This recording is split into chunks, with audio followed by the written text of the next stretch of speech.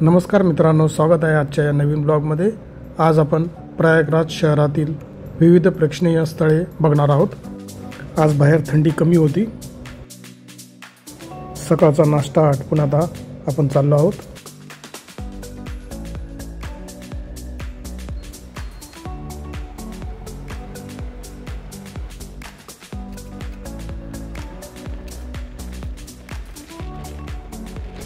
सर्वप्रथम आपण चाललो आहोत आनंद भवन, जे नेहरूजींचे घर होते। येथे 2 तिकीट आहेत।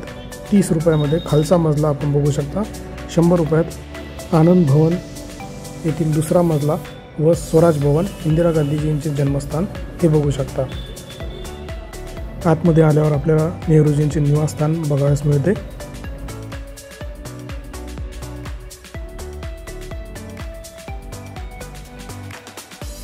पहिल्या मजल्यावरील पहिल्या दालनात त्यांनी वापरलेल्या व्यक्तिगत वस्तू ठेवण्यात आलेल्या आहेत। बाजूच्या दालनात त्यांची राहण्याची व्यवस्था,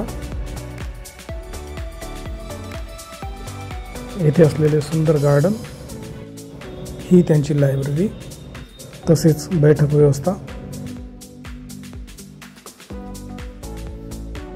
इंदिरा गांधी राहत असलेली रूम, गांधीजींनी येथे बसून आपले कार्य केले होते ती जागा। आता आपण खालच्या मजल्यावर चाललो आहोत।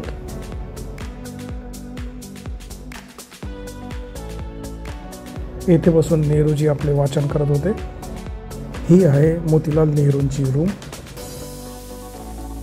त्यांचे कपडे, त्यांची बैठक व्यवस्था, तसेच डायनिंग टेबल। नेहरूंच्या आई या रूममध्ये राहत होत्या। समोरच्या दालनामध्ये नेहरूंचे जीवनपट ठेवण्यात आलेला आहे। तसेच येथे पुस्तक विक्री केंद्र सुद्धा आहे। मागील बाजूने दिसणारे आनंद भवनचे दृश्य। आता आपण चाललो आहोत स्वराज भवनकडे, इंदिरा गांधी यांचे जन्मस्थान। भव्य अशी इमारत येथे स्थापित आहे। आतमध्ये त्यांचा पूर्ण जीवन परिचय दाखवण्यात आलेला आहे।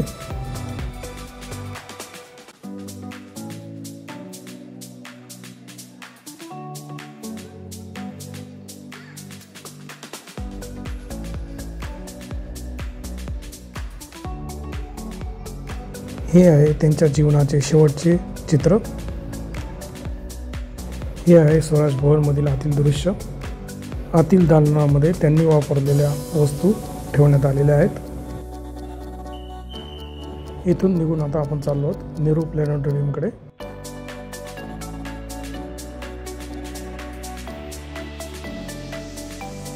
इथे असलेले शोचे वेळ आपण बघत आहात। येथे बाजूला असलेल्या भारद्वाज पार्कमध्ये आपण चाललो आहोत। हा पार्क लहान मुलांसाठी व पिकनिक स्पॉट आहे।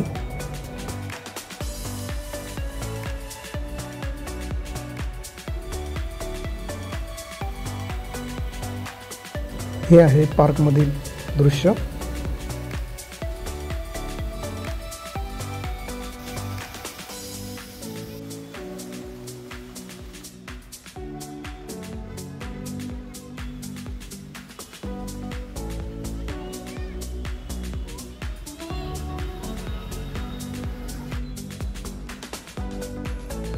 पार्कच्या बाजूला असलेली भव्य अशी मूर्ती, पार्कचे बाहेरून दिसणारे दृश्य। कुंभमेळ्यासाठी प्रयागराज शहरातील भिंती रंगवण्याचे काम सुरू होते। आता आपण आलो आहोत चंद्रशेखर आझाद पार्कमध्ये। हे जवळपास 3 किलोमीटरचे मोठे पार्क आहे। येथे चंद्रशेखर आझादची मूर्ती लावण्यात आलेली आहे।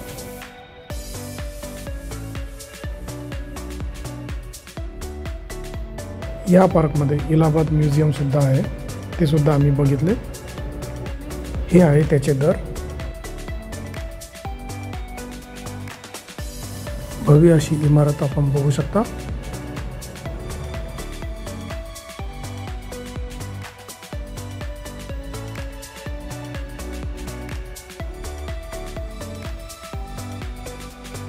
हे आहे त्याचे प्रवेशद्वार।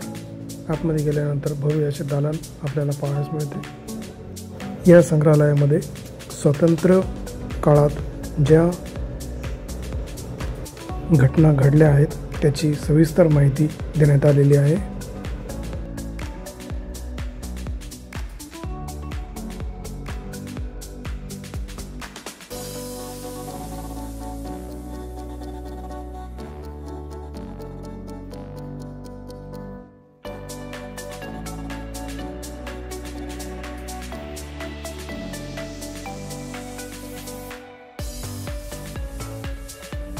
येथे काही पुरातन कलाकृती सुद्धा आपल्याला पाहायला मिळतात।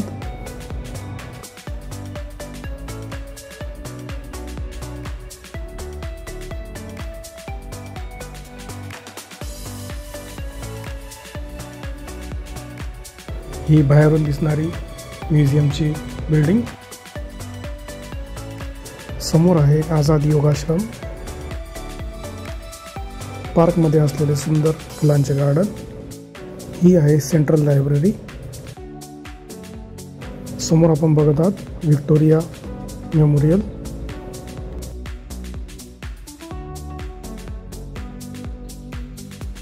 पार्क बघून आता आपण पोहोचलो आहोत संगमवर। कुंभमेळ्यासाठी येणाऱ्या संतांचे आगमन सुरू झाले होते, त्याची यापूर्वी मी माझ्या ब्लॉगमध्ये माहिती दिलेली आहे।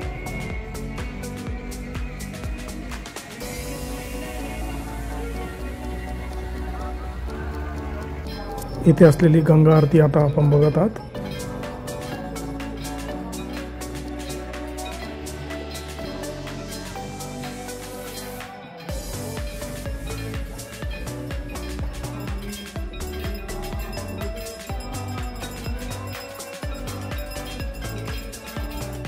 कुंभमेळ्यासाठी सजवण्यात आलेले फूड स्टॉल।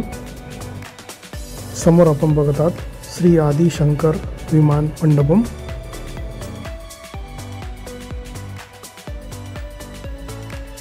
ही आहे मंदिरातील दृश्य। या मंदिरातून आपल्याला कुंभमेळ्याचा पूर्ण नजारा पाहावयास मिळतो। मंदिरावर असलेले सुंदर नक्षीकाम। इथून आता आपण चाललो आहोत बडे हनुमानजी यांचे दर्शन घेण्यासाठी।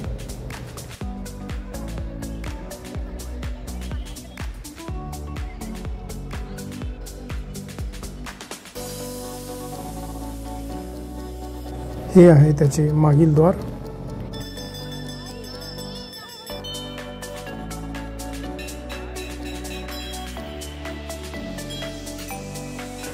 आतमध्ये गेल्यानंतर आपल्याला हनुमानजींचे दर्शन होते।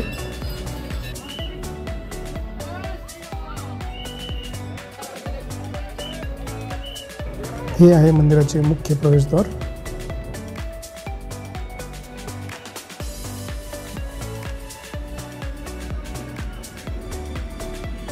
येथे भाविकांची गर्दी तसेच हनुमान चालीसा पठण सुरू होते।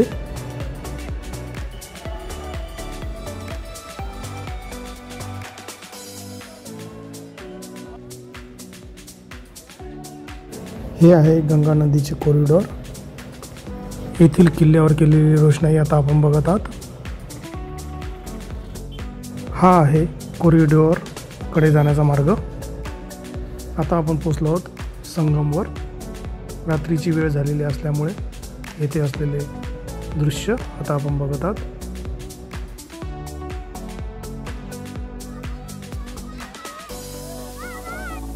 येथील बोटी सकाळी 7 ते सायंकाळी 5 वाजेपर्यंत आपल्याला आतमध्ये घेऊन जातात। भाविकांसाठी बनवण्यात आलेला घाट। ही आहे यमुना नदी।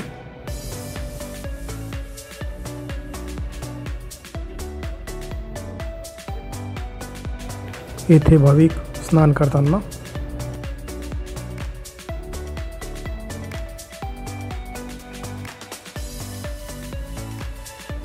समोर आपण बघत आहात ही आहे गंगा नदी। गंगा नदीचे 2 पात्र झालेले असल्यामुळे येथील प्रशासनाद्वारे त्याचे एकच पात्र बनवण्यात आले होते। त्याचे हे दृश्य। इथून आता आपण चाललो आहोत आपल्या रूमकडे।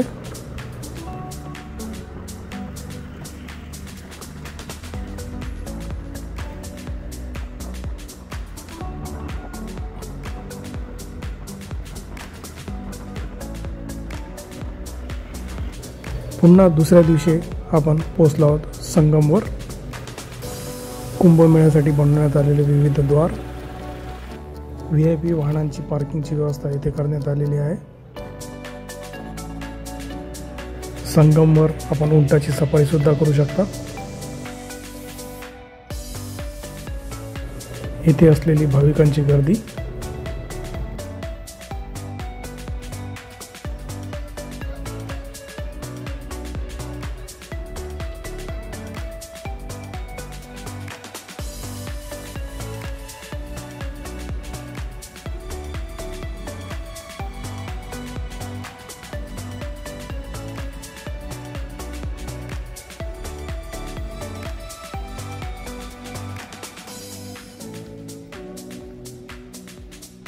येथे भाविकांसाठी बनवण्यात आलेले शौचालय तसेच पाण्याची व्यवस्था, येथे स्थापित केलेले सेक्टर वाईज पोलीस स्टेशन.